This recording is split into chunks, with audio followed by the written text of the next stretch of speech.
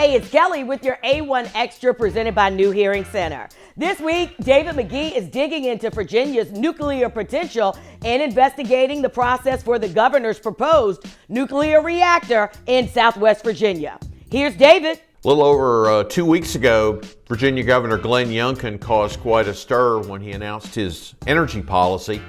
And a major piece of that was the plan to establish a nuclear reactor somewhere in Southwest Virginia. The governor stepped up the conversation about that last week with a visit to Southwest Virginia when he announced $5 million was going to be part of the budget in the upcoming session to try to fund research to do a nuclear project. For this week's Sunday centerpiece in the Bristol Herald-Courier, we want to take a look at kind of how that's going to work and what is in the process, because I think the announcement caught an awful lot of people off guard. In actuality, there are a lot of processes and a lot of committees and a lot of things have been going on kind of behind the scenes.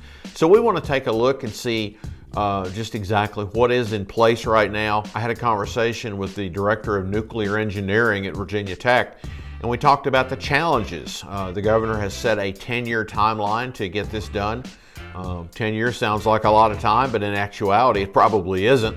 And so we talked about what must happen to get something like that designed and permitted, and also the training aspect needed to get the workforce ready to produce that. So those are some of the things that we looked at. The Speaker of the House, Delegate Gilbert, has reached an agreement with his counterpart in West Virginia to try to bring federal resources to bear in Appalachia to try to promote nuclear power.